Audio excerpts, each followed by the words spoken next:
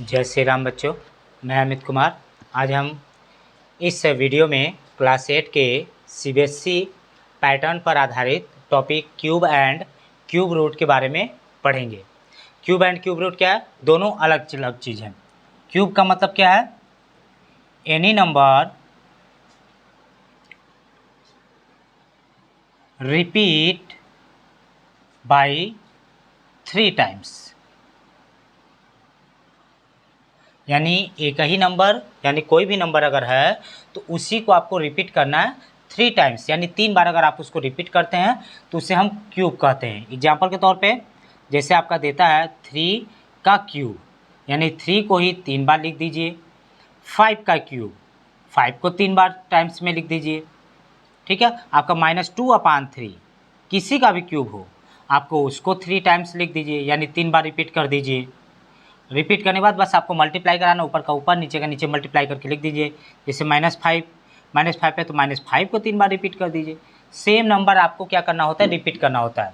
ऐसे चीज़ों को बस रिपीट करना है, और रिपीट करने के बाद जो भी आपका मल्टीप्लाई करने पे आएगा वो बच्चों आपका आंसर हो जाएगा। इस तरीके से हम किसी भी संख्या का क्यूब निकाल सकते हैं। कोई भी चीज़ हो, किसी भी प्रकार की संख्या हो, आप उसका क्यूब इस तरीके से करके उसी नंबर को 3 बार रिपीट कर देंगे तो आपका क्यूब निकल जाएगा। उसके बाद क्यूब रूट की बात करते हैं। क्यूब रूट को अगर निकालने की बात करें तो क्यूब रूट आपका एक ही मेथड से निकलता है। क्यूब रूट के लिए नया मेथड आपका है नहीं कि क्यूब रूट के लिए मेथड कौन सा लगा है। जैसे हम लोग पिछले टॉपिक में या पिछले वीडियो में हमने ये देखा था कि स्क्वायर एंड स्क्वायर रूट। तो स्क्वायर एंड स्क्वायर रूट में स्क्वायर रूट निकालने के लिए आपके 2 मेथड थे, एक प्राइम फैक्टर मेथड था और दूसरा डिवीजन मेथड। लेकिन हम जब क्यूब रूट की बात करेंगे तो क्यूब रूट में केवल एक ही मेथड ओनली होता है, और वो मेथड का नाम है प्राइम फैक्टर। केवल प्राइम फैक्टराइजेशन अगर आप करते हैं तो प्राइम फैक्टराइजेशन मेथड से आप क्यूब रूट केवल निकाल सकते हैं बच्चों। उसके अलावा आप किसी और तरीके से क्यूब रूट निकाल नहीं सकते हैं।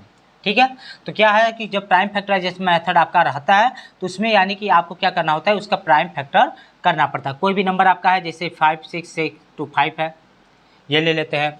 आपका और भी नंबर अगर करने हैं तो और भी नंबर अपने अलग अलग जैसे ले लिए, आपका 216 हो गया।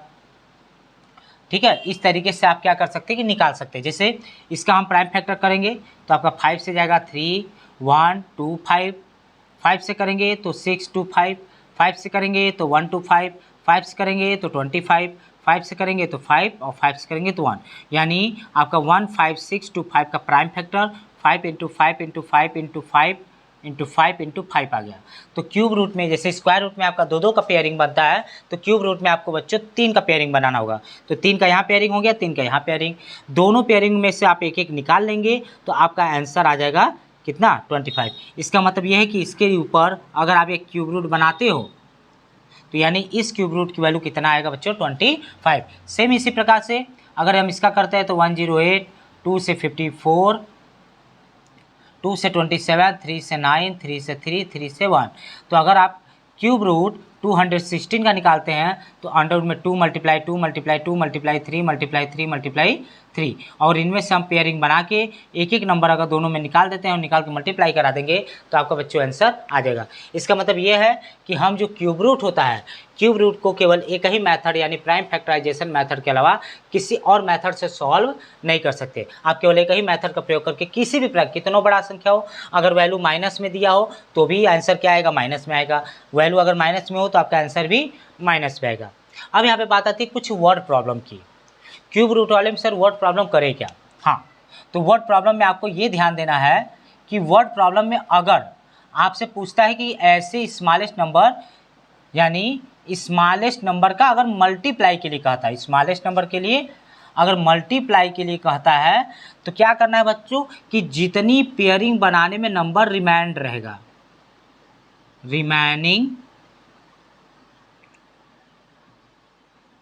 रिमेनिंग नंबर कंप्लीटिंग पेयर्स, यानी आपका जितना भी नंबर पेयर्स बनाने के लिए, पेयर्स को कंप्लीट करने के लिए जितने नंबर की आपको ज़रूरत पड़ेगी उतने नंबर का ही आपको मल्टीप्लाई कराना पड़ेगा। इसका मतलब मेरा ये कहना है कि अगर हमने किसी का एलसीएम निकाला और बाकी का पेयर बन गया और यहाँ से आपका एक 3 बचा और बाकी नहीं बचे। तो यानी कि इस 3 को पेयरिंग बनाने के लिए आपको कितने की ज़रूरत पड़ेगी, 2 की ज़रूरत पड़ेगी। यानी 2 3 और आपके पास रहेगा तब जाके ये कंप्लीट होकर आपका कंप्लीट कर देगा पेयरिंग। तो इसका मतलब ये है कि आपको 2 3 चाहिए, तो यानी 3 × 3 करेंगे, यानी 9 का जाके मल्टीप्लाई उसमें आप कराएंगे, तब जाके आपका न क्या होगा कि जो दिया रहेगा उसका परफेक्ट क्यूब रूट बनेगा। लेकिन डिवाइड वाले का क्या है, डिवाइड वाले का प्रॉब्लम अलग है। डिवाइड वाले में क्या होता है, इसको हटा देते हैं हम। डिवाइड वाले में अगर हमें पूछता है स्मॉलेस्ट वर्ड प्रॉब्लम में डिवाइडेड बाई, अगर डिवाइड के लिए पूछता है तो आपका जो नंबर बचा है वही रहेगा, ठीक है। यानी कि आपका जो नंबर बच जाएगा, जैसे यहाँ पे पेयरिंग बनाने के बाद जो नंबर बच जाता है वही नंबर, विच नंबर